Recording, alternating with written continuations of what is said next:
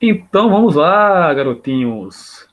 Hoje a aula sobre filosofia africana, falando sobre ancestralidade. Nós falamos, na verdade, até dei uma antecipada quando nós falamos sobre aquele conceito Ubuntu. Vocês lembram do conceito? Né? Eu só sou porque vocês são. Nós existimos uns pelos outros. Aqui eu acho que o professor, o autor aqui do texto, vai trazer esse conceito, vai relembrar desse conceito. Vamos ao texto, e aí a gente vai lendo o texto, vai comentando. Se vocês quiserem perguntar, aquele mesmo esquema. Querendo perguntar, é só perguntar porque eu não consigo visualizar vocês. Só estou lendo aqui, só lendo o texto. O texto vai chegar para vocês já já. Eu vou aumentar para ele ficar visível. Se estiver muito grande, você fala. Se estiver muito pequeno, você fala. É só falar para mim. Tá bom o tamanho aí? Pra mim tá bom, porque eu tô no computador, mas não sei pra quem no celular. Então vou aumentar mais um pouquinho, peraí. Tá. Acho que tá bom. Aí. Porque o texto que está aqui do lado é falando sobre esse professor aqui, Eduardo de Oliveira. Depois vocês podem ler. Mas aqui o que importa é isso aqui. Nós estamos na unidade para além do eurocentrismo. Nós já falamos um pouquinho sobre isso, né? E aí ele começa. A ancestralidade é um dos conceitos-chave para compreendermos a filosofia afro-brasileira. Para o filósofo e educador Eduardo Oliveira, a ancestralidade, que não se confunde com o parentesco, é um elemento fundamental da identidade afrodescendente no Brasil e para o ensino dessa cultura. Aí o professor diz o seguinte: a ancestralidade, inicialmente, é o princípio que organiza o candomblé e arregimenta todos os princípios e valores caros ao povo de santo na dinâmica civilizatória africana. Ela não é, como no início do século XX, uma relação de parentesco consanguíneo. Posteriormente, a ancestralidade torna-se o signo da resistência afrodescendente.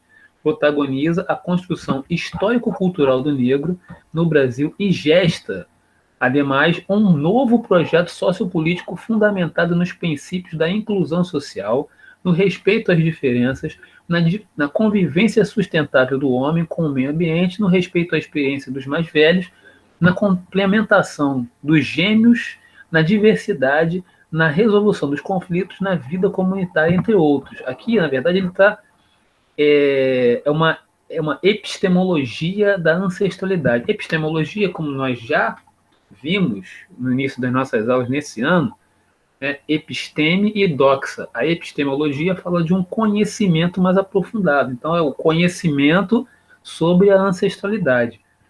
E aí, eu acho que eu queria fazer aqui um comentário antes de continuar. Deixa eu ver se é aqui mesmo. Pode ser.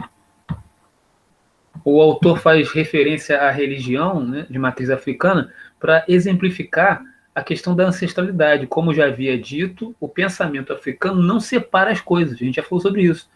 Esse pensamento está nos hábitos, costumes e tradições do povo africano. Quer dizer, quando chegou aqui no Brasil, ele vai tomar outras formas, né? Mas a essência, né, do pensamento, inclusive ele vai voltar aqui, ó, a partir desse parágrafo, vai voltar naquele conceito que nós já estudamos, Ubuntu, ou Ubuntu. As implicações políticas de Ubuntu são bem evidentes. A relação de pertencimento a uma comunidade serve como fator de reconhecimento de identidades sociais africanas após a negação da identificação com as nacionalidades europeias no processo de descolonização da África. Mas Ubuntu possui também implicações metafísicas remetendo a uma concepção africana sobre a natureza da realidade, a força vital. Então, só para comentar aqui, a gente pode trazer esse aspecto do pertencimento que ele fala, né, mais uma vez, para a nossa relação escolar, por exemplo. Ou seja, se somos uma comunidade CEBRIC, cada um de nós é responsável pela manutenção dessa comunidade. Como a gente já falou, né, também o conceito Ubuntu congrega aspectos relacionados à identidade cultural, como ele falou também, as implicações filosóficas, econômicas e políticas.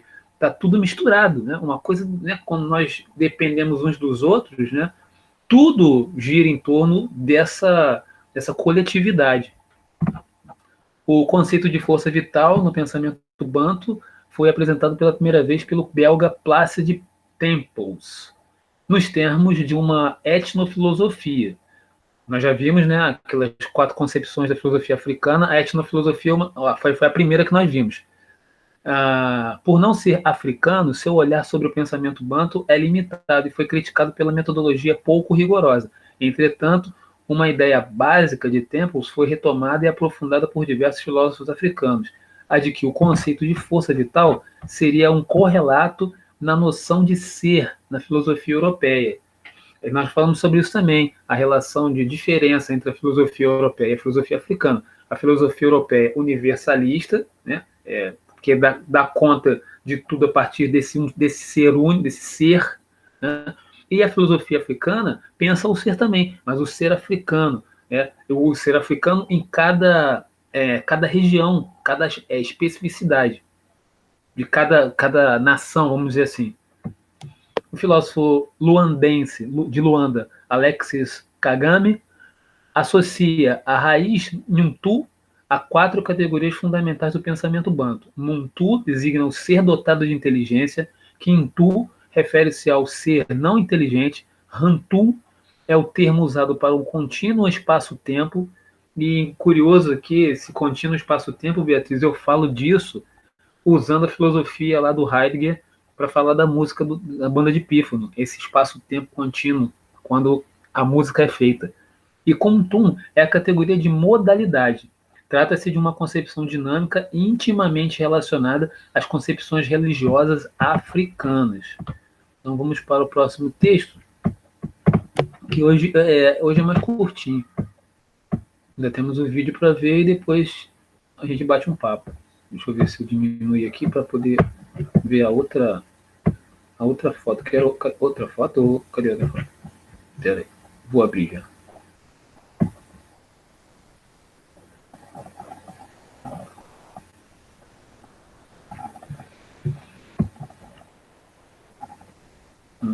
Aqui.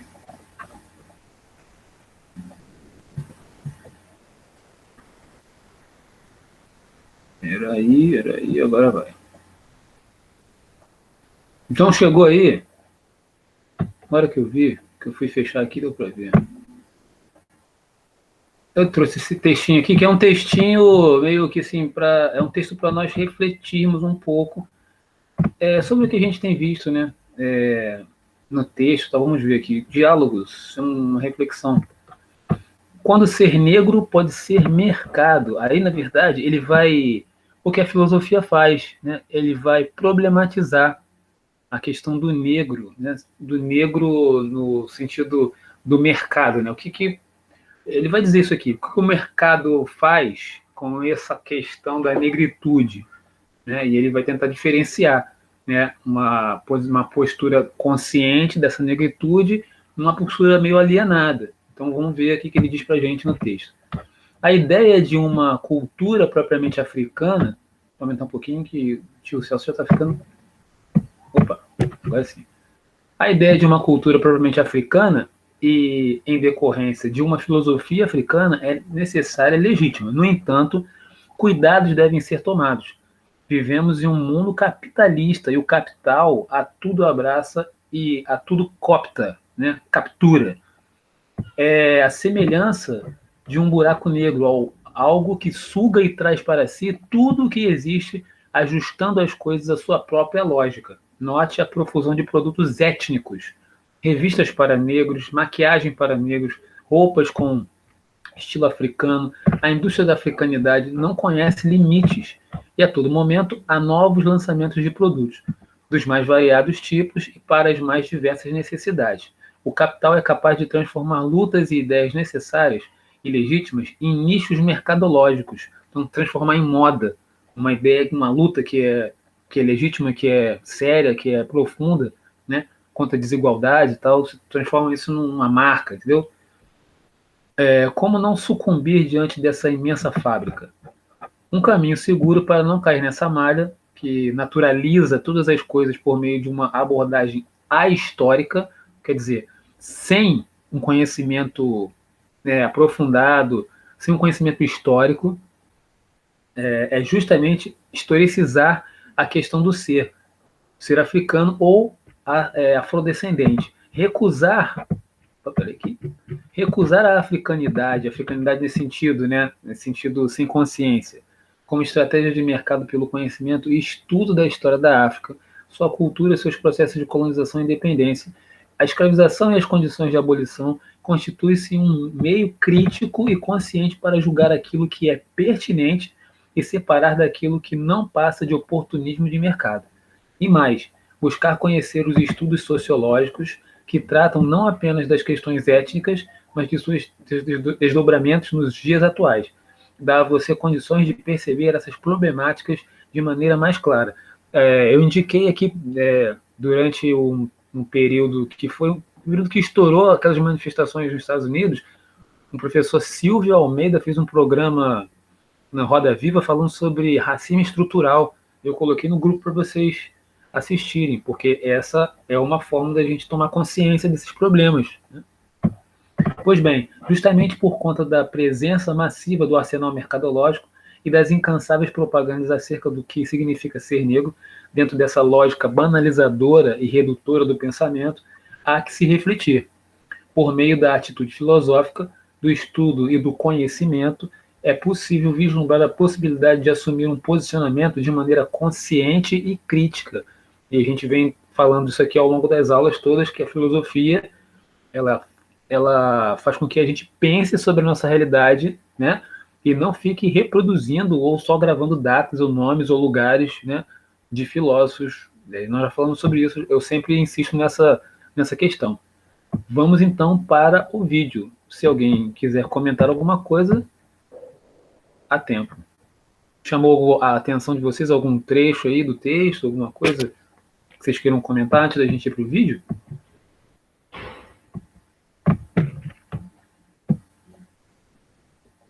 Júlia está aí, João Pedro está aí, Ana Clarissa, o pessoal chegou, foi chegando. Muito bem. Então vamos para o vídeo.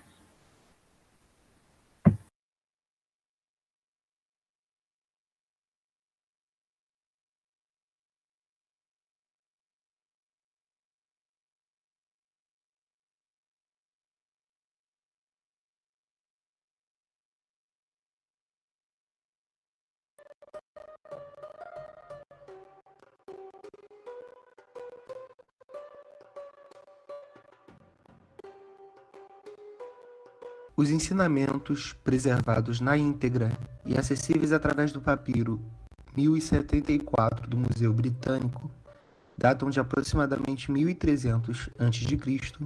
e são de autoria do alto funcionário de nome Amenemop, filho de Canart, um escriba. Para Amenemop, a barca carrega a ideia da travessia. É uma experimentação, ou ainda a possibilidade de fazer um novo caminho, percorrer o mesmo destino para compreender, aprender e ensinar. Em outras palavras, a barca significa discernimento. A pessoa que alcança discernimento sobre si jamais deve se furtar de ensinar outras pessoas sobre isso, através da arte da palavra. Uma questão-chave dos ensinamentos está no discernimento sobre si. Uma pessoa vive em meio a um rio imprevisível de acontecimentos, dúvidas, interrogações e escolhas morais. A barca nada mais é do que uma alegoria que serve para evitar que tomemos as decisões erradas nos caminhos da vida. Tomar decisões erradas nos afasta do discernimento. Aqui estamos frente a uma questão ética. Não podemos tomar decisões de maneira impensada. Ainda diante dos problemas concernentes à vida, não podemos ter pressa em respondê-los, correndo o risco de que a irritação seja guiada do pensamento e das palavras.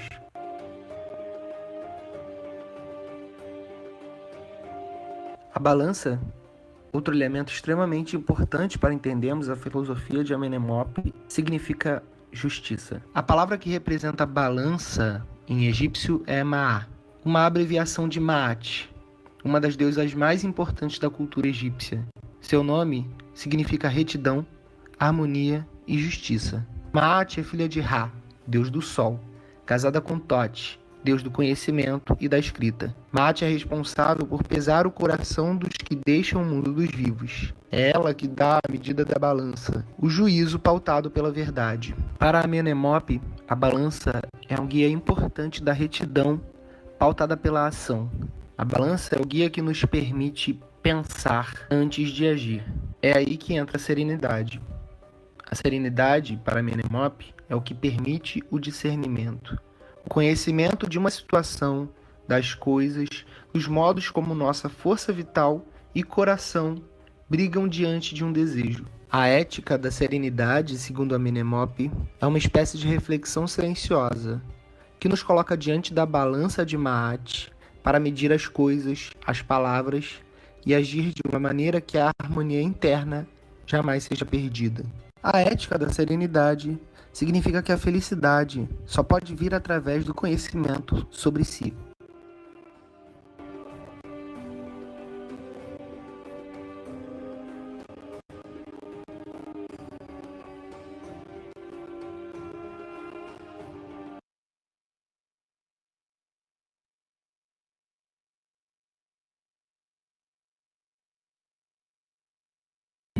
E aí? Opa! O que vocês acharam aí, gente? Por que eu escolhi esse vídeo? Será que tem alguém que possa, assim, vislumbrar, assim... Poxa, por que o Celso escolheu esse vídeo? Alô, aí.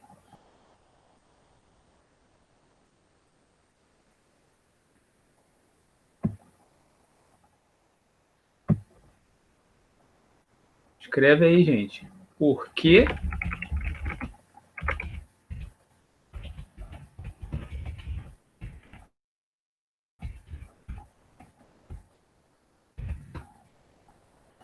Na verdade, essa ideia me ocorreu agora. Assistindo o vídeo, eu lembrei de algumas coisas que nós já estudamos. Alguém faz alguma relação com o que já foi estudado?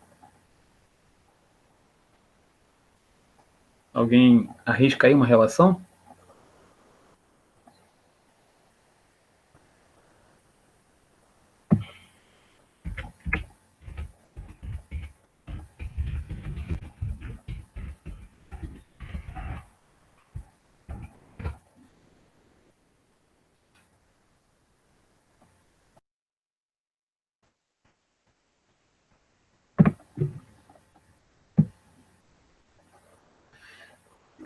Então, Nicolas, tem alguma ideia aí? Primeiro, assim, o que te chamou a atenção nessa aula? E a segunda pergunta é se você consegue ver alguma relação desse vídeo, com o que foi dito nesse vídeo, com alguma coisa que a gente tenha visto desde das primeiras aulas.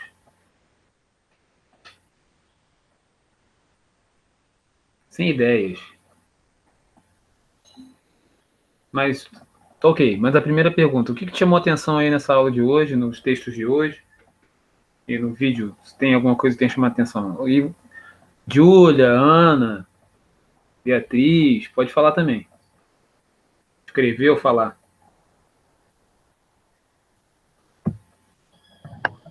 O vídeo teria alguma relação com mito? Mitologia, coisa assim? Sim, mas assim, mais especificamente tem uma coisa que nós fizemos uma leitura e aqui nesse vídeo, impressionantemente, assim, de cara eu posso identificar com uma leitura que nós fizemos. Mas tem outras coisas também. Uma coisa que a gente estudou lá no início, umas 4 concepções filosóficas. Uma das 4 concepções filosóficas, esse vídeo aqui, em algum momento, quando fala dessa serenidade, se relaciona com uma dessas 4 concepções que nós estudamos lá. E quando fala no finalzinho, conhecer a si mesmo, fala do que nós lemos há pouquíssimo tempo aí, mês passado, nós fizemos uma leitura aí de um autor importante da filosofia grega.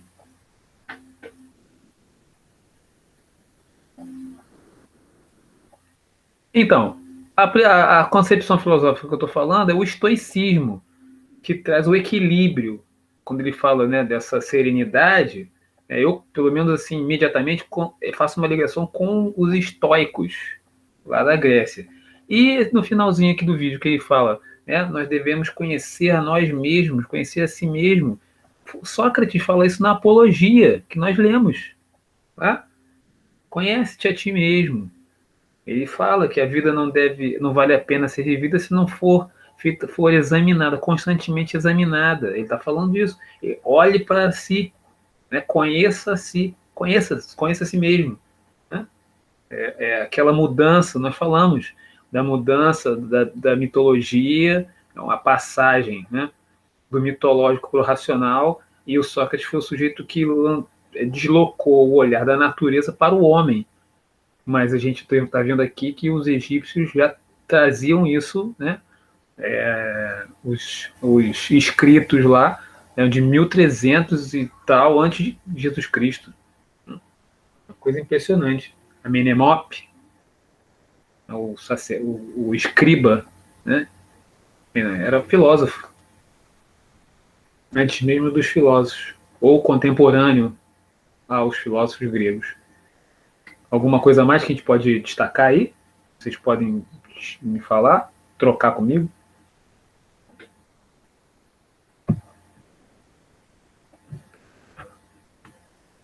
Só hoje está mais silencioso.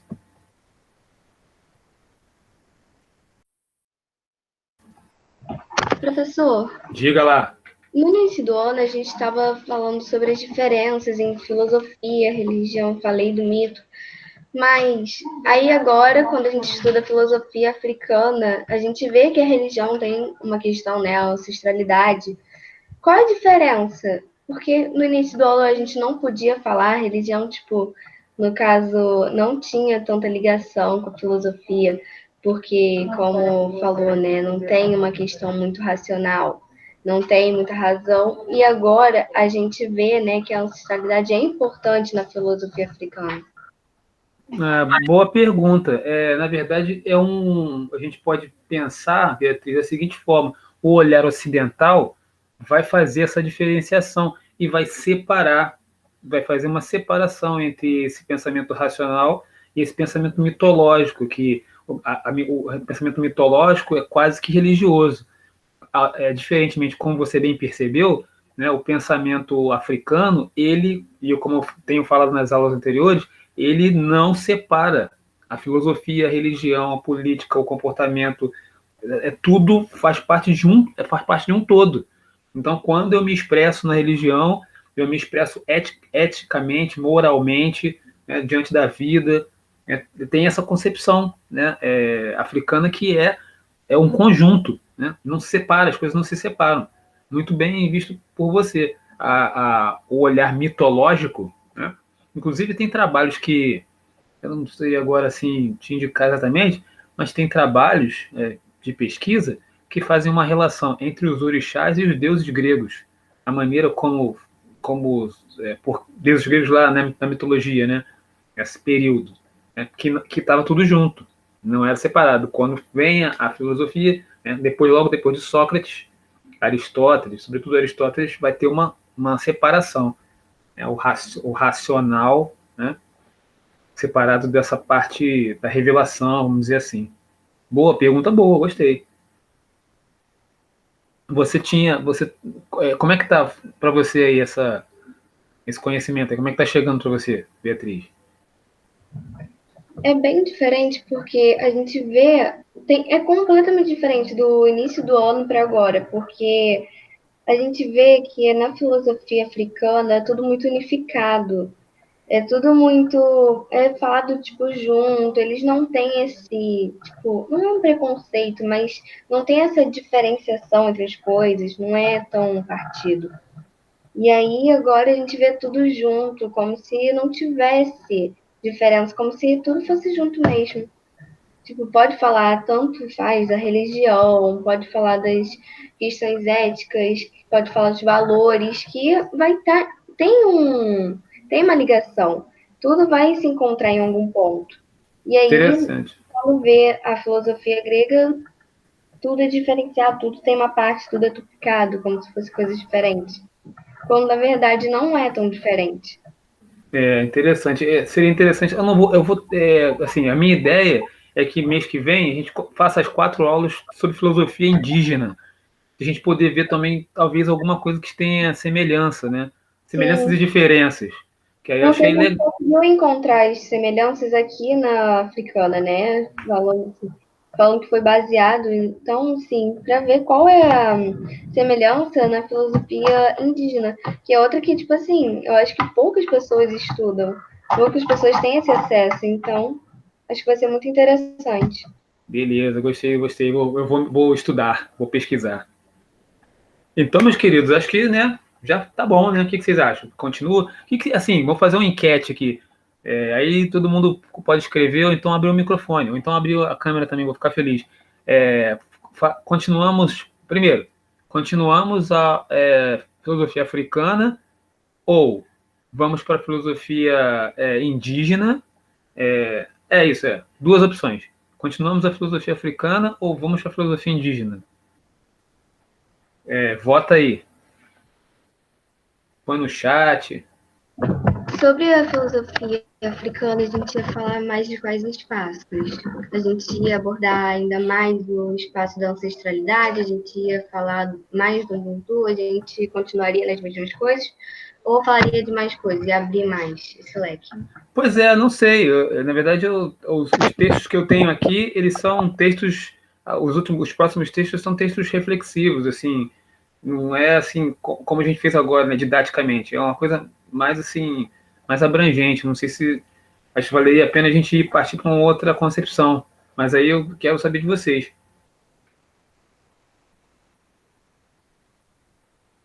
O Nicolas falou para ir para indígena. Vamos lá. Beatriz, Júlia, Maria Esther.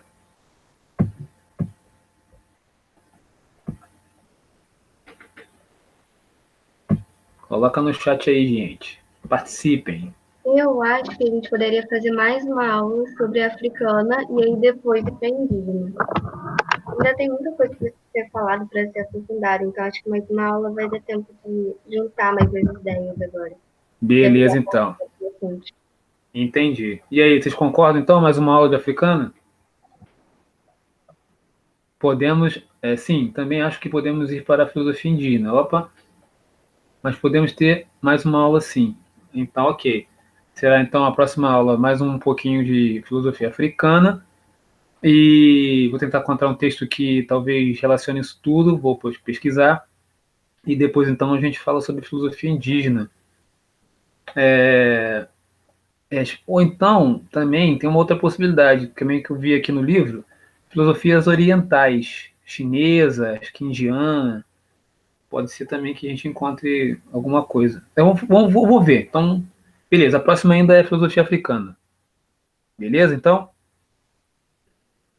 Vomitão. Então, de quinta-feira, se vocês puderem assistir lá a live e dar um, tipo, oi, professor, tal. Que bom, professor, tal. Aí vai ser bonito. E no dia... Pode falar, Beatriz. Vamos participar, sim. Acho que todos devem ir, né? Isso. É só se inscrever lá. O link para inscrição já está no grupo. Deixa eu conferir aqui. Eu acho que eu coloquei. 1001 e 1002, né? Muito bem. Peraí. Deixa eu ver aqui rapidamente. A tecnologia é uma coisa fabulosa e permite que a gente veja isso agora. Muito bem, já está lá. O link já está. Você clica no link, ele já vai para um formulário. E for preenchendo esse formulário, você colocando lá o seus e-mail, você recebe a notificação da live. E a live é pelo Facebook, então é facinho, todo mundo pode acompanhar. No dia 11 de novembro, até lá a gente vai conversar, vai ser na Conversações Filosóficas, que vai ser sobre o projeto de mestrado em arte que eu fiz na UF. Muito bem, então, meus queridos. Até a próxima terça-feira. Tchau, professor.